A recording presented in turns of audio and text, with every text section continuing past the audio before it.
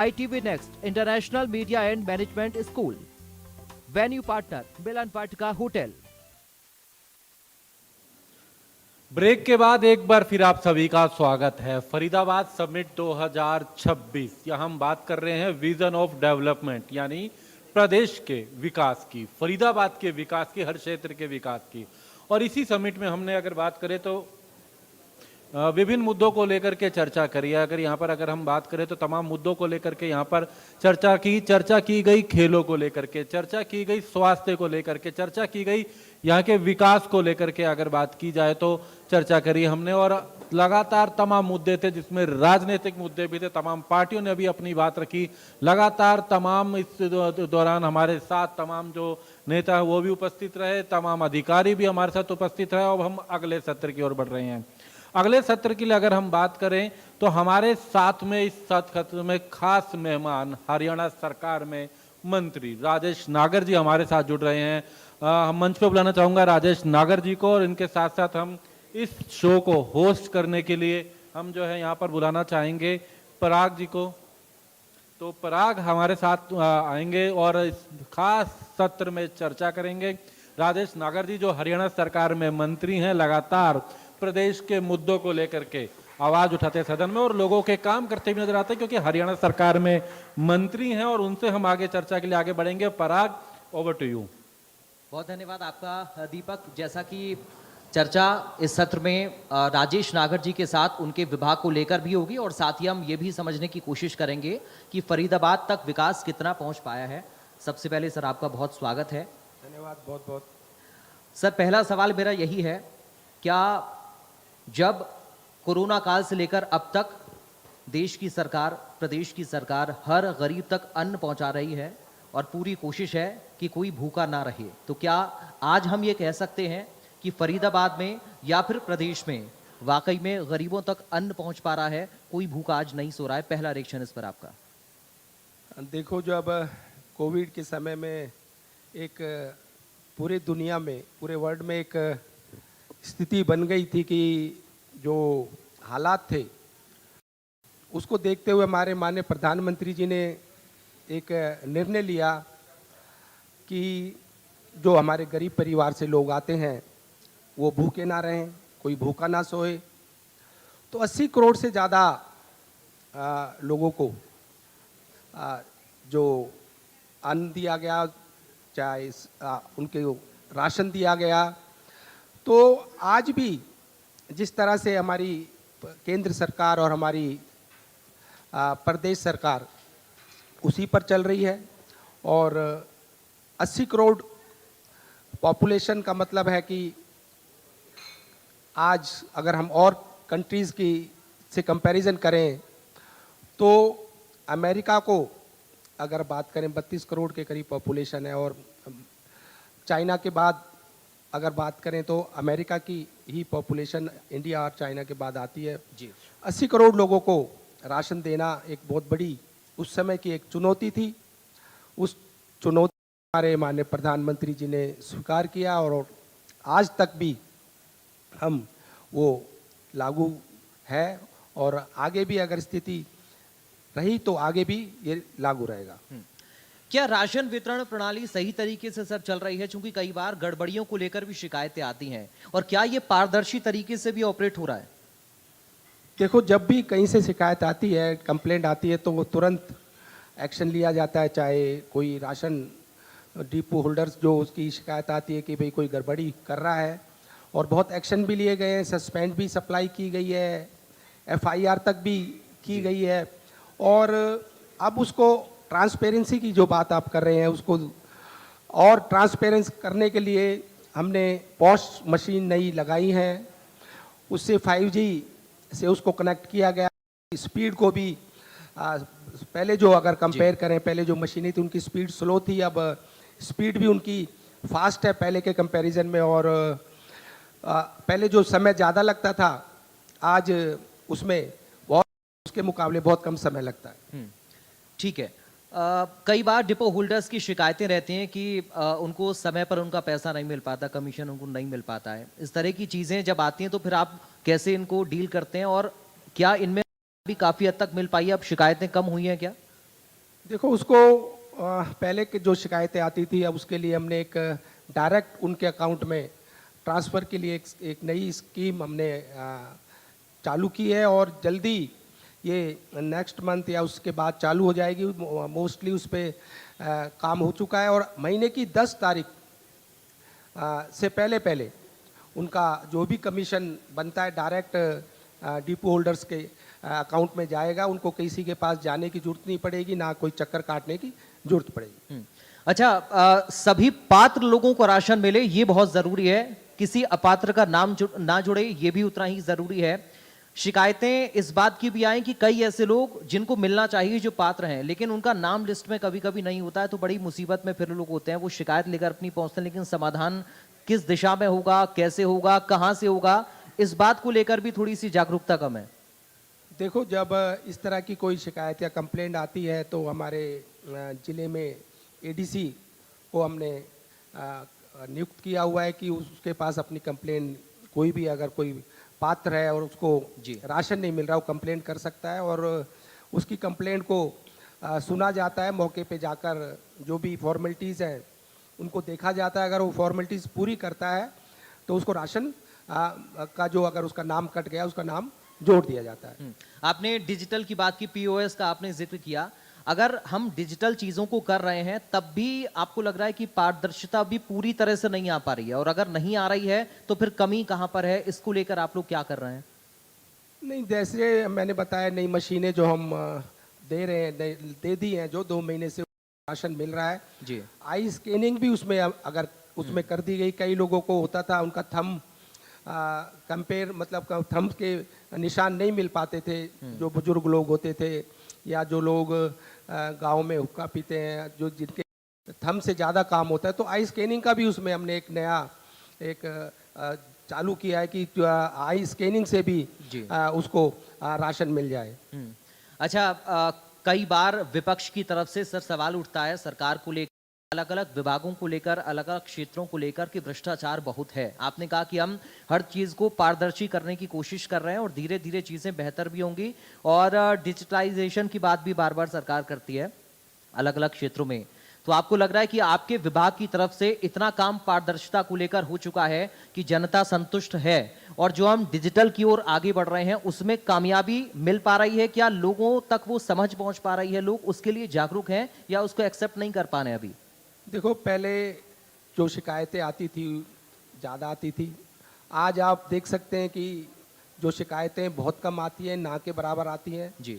और कहीं से शिकायत आती भी है तो हम तुरंत एक्शन लेते हैं और जो भी कमी मिलती है उसके खिलाफ जो भी कार्रवाई बनती है उचित कार्रवाई भी हम करते हैं। तो इस तरह से जो पहले शिकायतें आती थी उसके कंपैरिजन में अब बहुत ना के बराबर ऐसी शिकायतें आती हैं। अच्छा, डिपो होल्डर्स की मनमानी की भी कई बार खबरें आती हैं सर, इनको लेकर आप कैसे डील करते हैं, या फिर इन शिकायतों को आप कैसे देखते हैं? क्या समाधान इनका पुख्ता तौर पर हो पाएगा या फिर आगे भी इस तरह की शिकायतें आती रहेंगी? जैसे मैंने पहले कहा, जहाँ से भी कोई डिपो होल्डर की शिकायत आती है तुरंत हम एक्शन लेते हैं, चाहे उसको उसकी सप्लाई सस्पेंड करने की बात हो, डिपो कैंसिल करने की बात हो या कोई एफआईआर करने की बात हो। और समय समय पे हमारे डिपार्टमेंट, विजिलेंस डिपार्टमेंट और हमारे दूसरे जो डिपार्टमेंट हैं वो निरीक्षण करते रहते हैं। हमने डीएफएससीज को, एफएसओज को, डीएफएसओज को, इंस्पेक्टर्स को भी बोल रखा है कि महीने में हर एक हमारा डिपार्टमेंट का जो भी ऑफिसर है वो जाके रैंडमली 4 से 5 डिपोज पर जाकर चेकिंग करेगा, और अगर कोई कमी मिलती है तो तुरंत एक्शन भी लेने के लिए भी उनको कहा गया है। ब्लैक मार्केटिंग को लेकर आपका इनिशिएटिव क्या रहता है? कि आप समय समय पर निरीक्षण आपके विभाग की तरफ से, या फिर इसकी रोकथाम के लिए आपने अब तक क्या कदम उठाए हैं? देखो जैसे भी कहीं से मुझे पहले शिकायतें आई, मैंने खुद जाकर कई जगह मौके पर गया, और जो मौके पर कई जगह मुझे कमियां मिली तो तुरंत एक्शन लिया गया। चाहे एफआईआर की बात हो, चाहे सस्पेंशन की बात हो, तुरंत हमने कार्रवाई की। और आगे भी अगर इस तरह की कोई कमी या कोई शिकायत हमें मिलती है तो मैं भी और हमारे डिपार्टमेंट के सभी अधिकारी उनको निर्देश दिए गए हैं कि साथ के साथ अगर कोई शिकायत आती है तो एक्शन भी लें। सर, जैसा कि हम लगातार चर्चा करते हैं डबल इंजन सरकार की, यहाँ तो ट्रिपल इंजन की सरकार भी कह सकते हैं, क्योंकि नगर निगम में भी आप लोगों का कब्जा है, अच्छी खासी सीटें वार्ड की आप लोगों के पास हैं, विधायक आपके ज्यादा, 3 मंत्री भी हैं प्रदेश में, केंद्र में भी कृष्णपाल गुर्जर जी मंत्री हैं।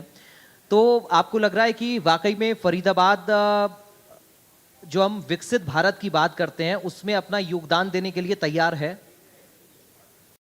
देखो बिल्कुल, अगर हम बात करें विकास की, फरीदाबाद की अगर बात करते हैं, अभी कुछ दिनों पहले जो बारिश हुई, तो कितना इस बार बारिश हुई है आपको पता है। और जिस तरह से आज जो पहले कभी सेक्टरों में या फरीदाबाद टाउन में पानी भर जाया करता था, आज उसके कंपैरिजन में अगर बात करें, जो बारिश जितनी ज़्यादा हुई, किसी भी सेक्टर में पानी नहीं भरा। जो भरा तो साथ के साथ उसका जो पहले से ही जो तैयारी की गई थी हमारे डिपार्टमेंट की, चाहे नगर निगम की हो या और FMDA की हो, जो तैयारी थी उसकी वजह से ये इस बार जो पानी का जो एक शिकायत आती थी कई सेक्टरों से या जल भराव की शिकायत आती थी, वो नहीं आई। अच्छा सर, कई सारी तस्वीरें ऐसी हमने मंडियों की देखी, मैं चाहूँगा इस पर भी आप एक कम से कम संदेश लोगों को दें या पारदर्शी बात करें। जब अनाज देश में भीगा, बर्बाद हुआ, और फिर ये भी हुआ कि साहब किसान मेहनत क्यों करता है ताकि ये अनाज सही और ज़रूरतमंद लोगों तक पहुंच पाए। अगर ये ऐसे कुदरत की मार इस पर पड़ेगी और रखरखाव ठीक से नहीं हो पाएगा तो फिर कैसे व्यवस्था बेहतर बन पाएगी?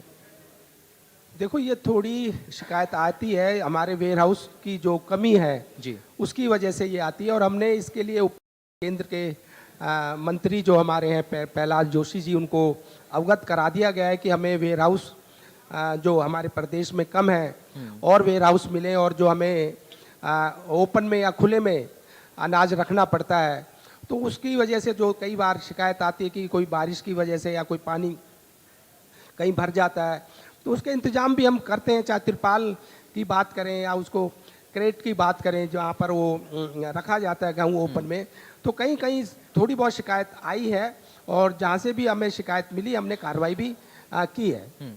अच्छा, शहरी और ग्रामीण क्षेत्रों में क्या कोई फर्क है या बराबर दोनों क्षेत्रों में राशन का वितरण हो रहा है और लोगों तक जो लाभ पहुंचना चाहिए वो पहुंच रहा है? देखो, जो पात्र है, चाहे वो शहर में रहता है या कोई गांव में रहता है, और जो पात्र को हम राशन शहर में भी दे रहे हैं और गांव में भी दे रहे हैं, उसमें कोई ये नहीं है कि जो गांव में रह रहा है तो उसको राशन मिलेगा और जो शहर में रह रहा है उसको नहीं मिलेगा। जो पात्र है उसको राशन हम दे रहे हैं। अच्छा, कई बार नई स्कीम सरकार लेकर आती है तो वो जनता तक पहुंच नहीं पाती, जागरूकता की कमी की वजह से। आप लोग इस दिशा में क्या काम कर रहे हैं? ग्राउंड पर कार्यकर्ताओं के साथ में लोगों को जागरूक करने की बात हो या विभाग की तरफ से सोशल इंजीनियरिंग के जरिए अवेयरनेस करने की बात हो, तो इस दिशा में क्या काम आपका विभाग कर रहा है या आप कैसे काम कर रहे हैं? देखो, हम समय समय पर यहाँ पर ब्लॉक स्तर पर, डिस्ट्रिक्ट लेवल पर, अपने हेडक्वार्टर लेवल पर, प्रदेश लेवल पर सेमिनार्स करते हैं। हमारे अधिकारी जाकर गाँव में कैंप लगाते हैं, अवेयरनेस का अब की बात करते हैं, और अवेयरनेस के साथ सरपंचों के साथ और जो भी हमारे ब्लॉक समिति मेंबर्स होते हैं, जिला पार्षद मेंबर्स होते हैं, पार्षदगण हैं नगर निगम के, उनके साथ बैठक करके लोगों को जो भी नई योजनाएं आती हैं उनके बारे में, लाभ के बारे में बताया जाता है। 17 तारीख को प्रधानमंत्री जी आ रहे हैं, कैसे देखेंगे इस दौरे को आप? देखो, हमारे लिए एक बहुत गर्व की बात है, एक प्राउड मूवमेंट है कि माननीय प्रधानमंत्री जी आ रहे हैं और पहली हाइड्रोजन ट्रेन हमारे पूरे देश में, हमारे प्रदेश से, जींद से सोनीपत जा रही है, और उसकी तैयारियां हमने कर ली है। और उसमें कल मुख्यमंत्री जी ने एक VC ली कि कोई भी वाहन, कोई भी व्हीकल वहाँ पर पेट्रोल या डीजल का नहीं जाएगा, चाहे कोई साइकिल से आए, चाहे से आए या कोई EV से आए। तो ये एक अच्छी हमारे प्रधानमंत्री जी की, हमारे मुख्यमंत्री जी की सोच है कि भाई हम किस तरह से, जो स्थिति युद्ध के बाद बन गई है, पेट्रोल और डीजल की कमी, पेट्रोल डीजल को किस तरह से हम कम यूज़ करें और दूसरे वाहनों का और जो भी दूसरे ऑप्शंस हैं, सब्स्टिट्यूट हैं, उनका, चाहे हमारी गवर्नमेंट की हमारी जो व्हीकल्स हैं उनको यूज़ करें, ट्रेन्स को यूज़ करें, साइकिल को यूज़ करें, ईवी को यूज़ करें। तो इस तरह से एक अच्छी हमारे प्रधानमंत्री जी और हमारे मुख्यमंत्री जी इसमें इस रैली में दिखाना चाहते हैं कि भी किस तरह से हम कम से कम पेट्रोल की गाड़ी का और डीजल की गाड़ी का कम प्रयोग करें और ना प्रयोग करें। जी, ग्रीन एनर्जी को लेकर आपने बात की है। एथेनॉल ब्लेंडेड पेट्रोल को लेकर बहुत ज़्यादा सोशल मीडिया पर चर्चा है। क्या ये सिर्फ विपक्ष का प्रोपेगेंडा आप लोग मान रहे हैं या वाकई में जागरूकता की कमी है जनता के अंदर, अभी लोग उतना अवेयर नहीं हो पाए इसको लेकर और सोशल मीडिया पर जो चीज़ें चल रही हैं उनको एक्सेप्ट कर ले रहे हैं? देखो, जो युद्ध के बाद एक स्थिति बनी पूरी दुनिया में, वर्ल्ड में, और भारत एकमात्र ऐसा देश है जहाँ पर ना किसी एलपीजी की कमी सिलेंडरों की हुई, ना कोई पेट्रोल की कोई कमी हुई, ना कोई डीजल की कमी हुई, और मात्र बहुत ही कम, अगर और कंट्रीज़ के मुकाबले में अगर हम बात करें, जो रेट राइज की रेट जो बढ़े और देशों के मुकाबले में हमारे देश में, हमारे भारत में बहुत ही नॉमिनल बढ़ोतरी की गई। और सिचुएशन को हमारे प्रधानमंत्री जी ने, हमारे अगर प्रदेश की बात करें, मुख्यमंत्री जी ने डे टू डे मॉनिटरिंग की और पूरी स्थिति को नियंत्रण में रखा और किसी भी तरह की कोई दिक्कत या कोई कमी हमारे पूरे देश में, हमारे पूरे प्रदेश में कहीं से भी हमारे प्रधानमंत्री जी ने, हमारे मुख्यमंत्री जी ने नहीं आने दी।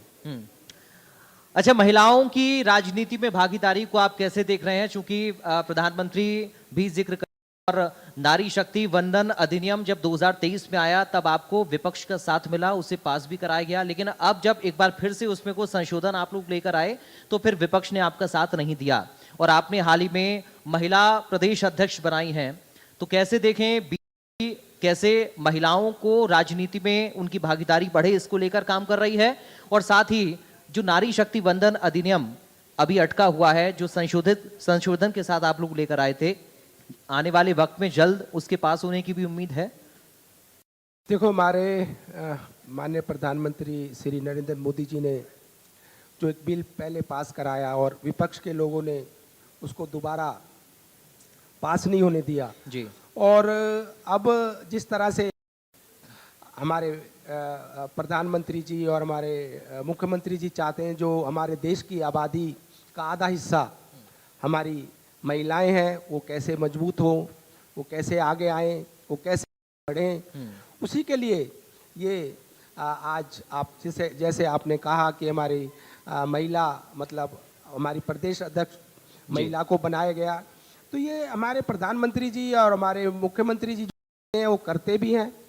और उसी के तहत मैं आपको बताना भी चाहता हूं कि जो अभी हम नए डिपूस अलॉट करने जा रहे हैं, उसमें भी हमने महिलाओं को 33% का आरक्षण रिजर्वेशन हमने दिया है कि महिलाएं हमारी आगे बढ़े, मजबूत हो। जो नए डिपूज अभी अलॉट होंगे उसमें हमारे मुख्यमंत्री जी ने और हमने, सरकार ने महिलाओं को मजबूत करने की पहल जो हमने की, उसको आगे बढ़ाते हुए 33% का रिजर्वेशन हम उसमें भी दे रहे हैं।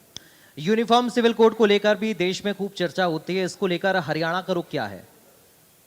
देखो, इसमें जिस तरह से आज पूरे भारत में जो आज जनगणना जो हमारी 2002 के बाद नहीं हुई, तो अब जिस तरह से ये चल रहा है, उत्तराखंड ने भी इसको अपनाया और आगे भी कई राज्य और कई स्टेट इस पर काम कर रहे हैं। तो ये अच्छी एक बात है कि जिस तरह से जो उत्तराखंड और राज्य जो बात कर रहे हैं तो करनी चाहिए। एक आखिर में अब संदेश मैं चाहूंगा फरीदाबाद की जनता के लिए, तेगांव की आपकी जनता के लिए आप क्या बताएंगे इस मंच के माध्यम से? चूंकि हमने फरीदाबाद समिट 2026 इस मंच को नाम दिया है और हम ये उम्मीद कर रहे हैं कि आज जो मुद्दे इस मंच पर उठे हैं उन पर आगे भी हो, जिनका समाधान करने की जरूरत है उनका समाधान भी हो, और जहां पर और संभावनाएं बन रही हैं उन पर काम हो, और आपके विभाग से जुड़ी हुई या फिर फरीदाबाद में और कैसे विकास आगे बढ़ सकता है, क्या योगदान आपका रहेगा, मैं चाह रहा हूं एक संदेश। देखो, अगर मैं बात करूं तेगांव की, आज फरीदाबाद का फ्यूचर अगर हम बात करें comparison to Gurugram, Delhi, Noida, greater Noida, आज हम उनसे अगर कंपेयर करें, पहले गुरुग्राम जो NH8 और एयरपोर्ट की वजह से जो डेवलपमेंट हुई, मारुति एक मदर यूनिट, हीरो होंडा एक मदर यूनिट वहाँ मिली, और फरीदाबाद पिछड़ चुका था। पर आज जिस तरह से हाई राइज बिल्डिंग का जो एक कॉन्सेप्ट फरीदाबाद में आया, पहले ये गुरुग्राम में या बॉम्बे में और दिल्ली में और सिटीज़ में हुआ करता था, आज हाई राइज बिल्डिंग आज जो आई है ज़्यादातर मोस्टली हमारे तिगांव क्षेत्र में आई है, ग्रेटर फरीदाबाद में आई है। और जिस तरह की डेवलपमेंट हो रही है, कनेक्टिविटी एक किसी भी कंट्री का, अगर कोई डेवलप कंट्री है उसको डेवलप कंट्री जब भी कहा जाता है जब उसकी कनेक्टिविटी अच्छी हो। और कनेक्टिविटी के ऊपर हमारे जब से 2014 के बाद हमारी सरकार आई है, हाईवेज पे किस तरह से काम चल रहा है, किसी भी स्टेट में आप चले जाओ, हाईवेज का काम हर स्टेट में चल रहा है। और बहुत मोस्टली सभी सिटीज़ को, सभी बिग टाउन्स को जोड़ दिया गया हाईवेज से। चाहे हरियाणा की बात करें, हमारे सभी जो बड़े शहर हैं उनको हाईवेज से जोड़ दिया गया है। और हमारे को भी एक बॉम्बे बड़ौदा एक्सप्रेसवे जो दिल्ली से कालेखां सराय से जो चलकर अगर आप बॉम्बे जाते हैं या गुजरात में अहमदाबाद जाते हैं या जयपुर जाते हैं, तो जो समय पहले लगता था उससे आधा समय आज लग रहा है। वो पूरा अगर बात करें पूरे हमारी विधानसभा के अंदर से, बीच में से वो जाता हुआ जयपुर और सूरत और आगे बॉम्बे तक जा रहा है। उसी तरह से जेवर एयरपोर्ट जो बनने जा रहा है, काफ़ी फ़्लाइट्स चालू भी हो गई हैं और एशिया का पहले नंबर पर और वर्ल्ड में या तीसरा चौथा नंबर का जो एयरपोर्ट बन रहा है, उसका भी अगर सबसे ज़्यादा फ़ायदा होगा तो फरीदाबाद को होगा। क्योंकि जेवर एयरपोर्ट से कोई भी अगर नज़दीक पहला सिटी या टाउन पड़ता है तो फरीदाबाद ही पड़ता है। और आने वाले समय में जो हमें गुरुग्राम जाना पड़ता है एयरपोर्ट के लिए और 1.5 घंटे 2 घंटे का समय लग जाता है, तो ये जेवर एयरपोर्ट पे हमें आधा घंटे में या 30 मिनट 40 मिनट में 45 मिनट में हम जाएंगे। और कनेक्टिविटी भी, और जिस तरह से काम हो रहे हैं, जो हमारी मजावली पुल की बात हम अगर करें, हमारे FNG की बात करें, और जो आज जिस तरह से हमारा ग्रेटर फरीदाबाद राइज कर रहा है, तो ये किसी से छुपा भी नहीं है। चलिए, बहुत धन्यवाद करूंगा राजेश नागर जी आपका, आप आए इंडिया न्यूज के इस मंच पर और आपने अपनी बात रखी। मैं उम्मीद भी करूंगा कि आने वाले वक्त में राजेश नागर जी अपने विभाग को लेकर इसी तरीके से काम करें प्रदेश की जनता के लिए और साथ ही फरीदाबाद के अपने तिगांव के विकास के लिए भी। फिलहाल इस सत्र में अभी के लिए इतना ही। राजेश जी आपसे मैं धन्यवाद, आप मंच पर thank you very much. Tulsi, over to you. शुक्रिया पराग आपका। और मैं चाहूंगी हमारे राज्य मंत्री राजेश नागर जी, सबसे पहले शोभित गुप्ता जी जो कि प्रीमियम होम्स के डायरेक्टर हैं, उन्हें सम्मानित करें मंच पर बुला करके। मैं चाहूंगी मंच पर आ जाएं शोभित गुप्ता जी, प्रीमियम होम्स के डायरेक्टर। और राजेश नागर जी से मैं चाहूंगी कि सर इनको स्मृति चिन्ह देख करके सम्मानित करें। Please welcome sir Rajesh Gupta. Rajesh sir please इन्हें सम्मानित करिए। शोभित गुप्ता जी हैं, प्रीमियम होम्स के डायरेक्टर हैं। और जिस तरीके से ये पूरी चर्चा रही है राजेश नागर जी के साथ और पूरी योजनाओं को इन्होंने बताया है, बहुत शानदार रहा। बहुत शुक्रिया आपका शोभित जी। और सर मैं चाहूंगी आप मंच पे ही रहिए और हमारी एग्जीक्यूटिव एडिटर ज्योति सांगवान मैं चाहूंगी मंच पर आ जाए सर का सम्मान करने के लिए। Please ma'am.